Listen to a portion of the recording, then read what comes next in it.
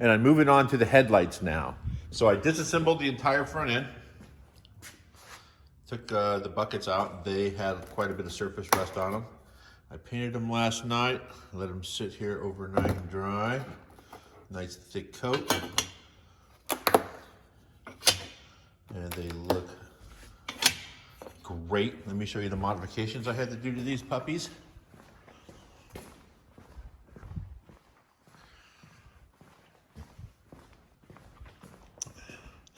Couple things you need to be aware of when you're doing these is the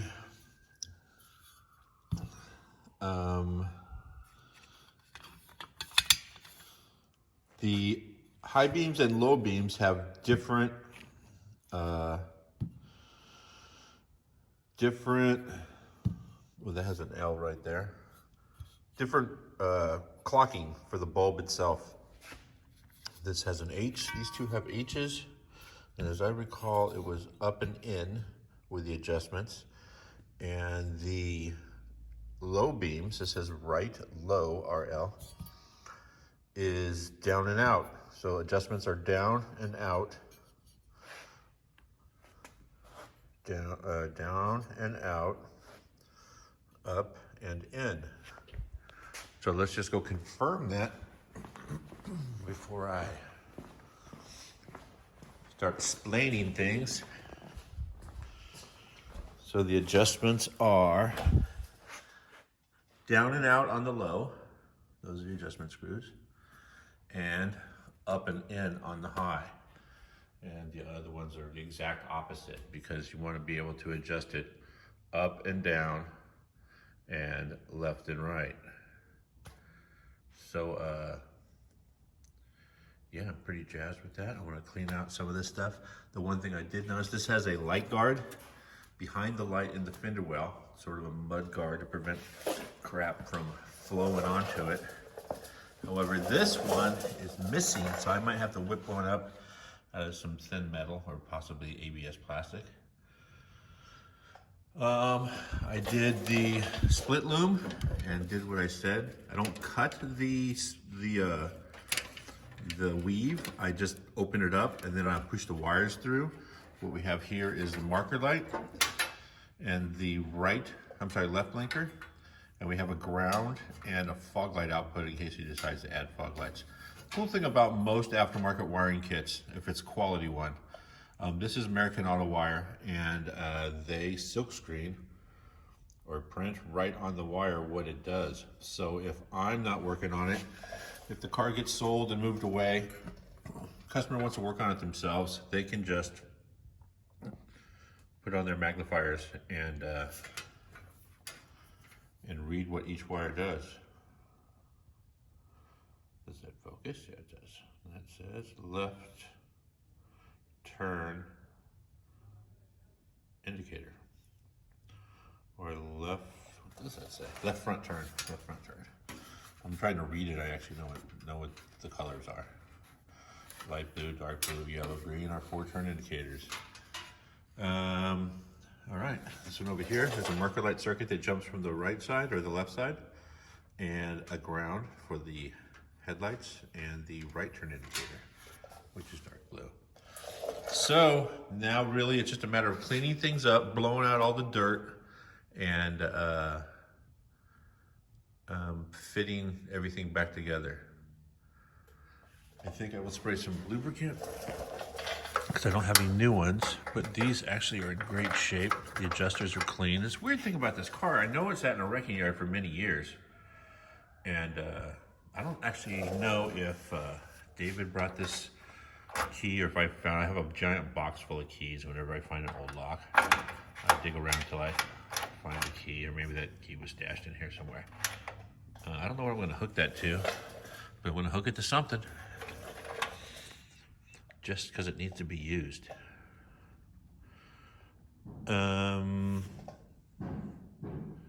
Yeah, I guess we're going to fit the bulbs now. Oh yeah, the one modification you have to do to the headlight bucket just for high beam. Unless you get a dedicated high beam bulb.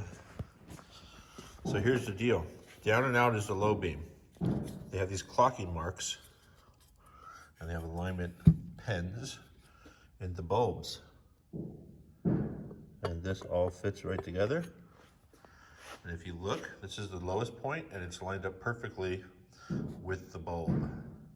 However, if you take that exact same bulb, this one is up and in, and you move it straight over here, look at the timing marks. One is up here and one is over here because a low beam bulb is mounted to, so you can't accidentally put a low beam bulb into a high beam socket or bucket. So what I've done is taken the cutoff and notched this in the positions that line up with the correct mounting or timing or clocking. So there, that's mounted, it's on there securely, and it's straight up and down. I've seen a lot of people put these things together and put, say, a regular seal beam, and they just stick the bulb in there like that and think it's cool. It is not cool. Take the time, clock that stuff correctly. Yes, that's gonna be cool. Did the same thing over here. Straight up and down, nice. Very happy with that. So now the funny thing about these are the bucket is held in by the adjusters, and the trim ring, the retaining ring, has a little notch in it, and a spring holds that on along with 2 screws. So this whole thing has to be assembled over in the car. So that's where we're going next. I'm gonna go over there and clean all that up. And then we will get to putting these in there and plugging them in. Okay, so I got the buckets over there sort of laid in there. I cleaned up the stainless beauty rings with some Scotch-Brite. They have sort of a satin finish now. They actually look really nice. One thing you want to watch for these, it's pretty normal for the trim rings or the retaining rings to little spot welds to snap off if any sort of corrosion gets in there. So I did clean them up, spray a little WD-40 on them. They all look fine. I didn't have to re-weld them. Sometimes you have to spot weld those, but we lucked out. So now I'm going to put the headlights together. Looks like he picked some headlights that have these little European marker lights in them, or running lights. In Europe, these are actually the parking lights. Whenever you park your car, if you put on your blinker, when the key is off, it will turn on whatever side marker or blinker that is on your car. Even though the key's off, it won't flash. So if you park next to a curb on the right, you put on your left blinker. When you get out the car, the lights don't flash, they just come on. That's why they're called parking lights. I believe these are then called driving lights. It's just a little tiny bulb inside there. I'm not gonna hook them up to anything, but if he decides he wants to, we could definitely do that later. But yeah, here we go. Important thing about these bulbs, any halogen bulb, is do not touch the filament or the housing itself. So if you do get finger grease on there, it will then overheat the bulb and make it burn up. So don't touch them. If you do touch them by accident, wipe them off with alcohol. Sometimes a lot of these will come with a little alcohol swab to wipe it down. Nice and clean. He got all the same bulb, which is cool. I've done that before. I've run 4 low beams and 4 high beams. Especially nowadays with the newer cars, the way they're rolling around. They have all kinds of crazy LEDs and like angel eyes and every other thing. So if he doesn't want to run a low beam in the middle, he'll be able to go right in behind the bulb and unplug the brown wire on the center bulb, and that will give him 2 low beams and 4 high beams, which is factory. But I always run all 4. Now, an important part of this little procedure right here is this plug right here, or boot. You have to put this thing on and you have to force it all the way down so that it seals. Once you get it on there, you'll feel it kind of pop over the end of the bulb. It has to go down all the way, and that will keep the dust out of there, because this isn't really a sealed setup. And there it is right there. All right, cool. Keep the dust out.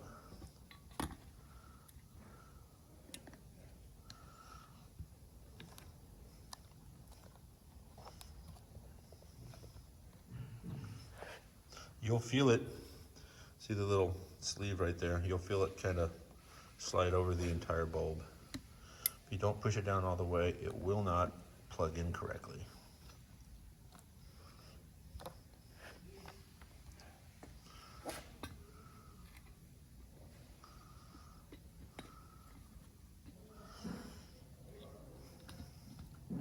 Like right there, that feels like it's on, but it doesn't look like it's on. So just keep working it all the way down and around.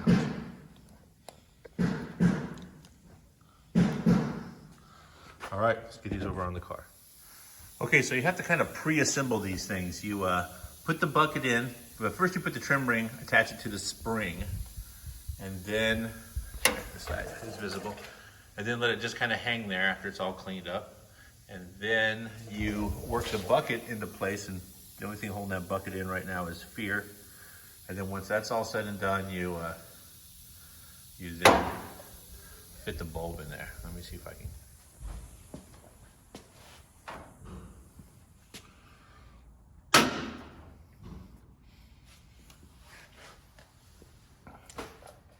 Okay, so the trick here is to put this in the right place. Make sure the bucket, the adjusters are in place. If they show any sign of the plastic being crappy, then replace them. The plastics and the screws that come as a set. But these look all right.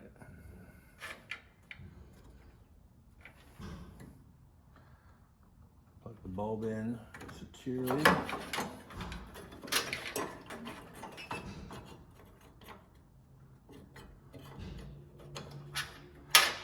That's all plugged in. Sure the bulb is seated properly. Then start pulling the retaining ring around.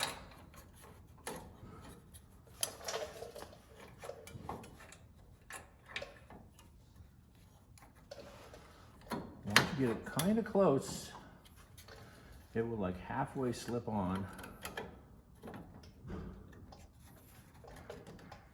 Then I have a hook here for springs or trims or molding or whatever. And I will pull the spring out.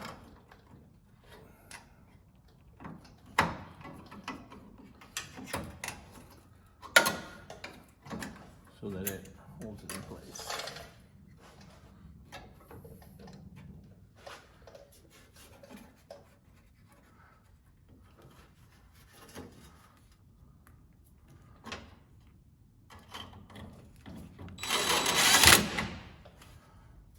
Okay, good about that.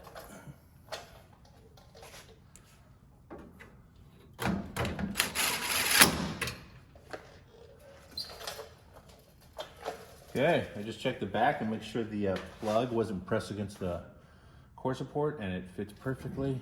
They look nice, they fit well. Very happy with that.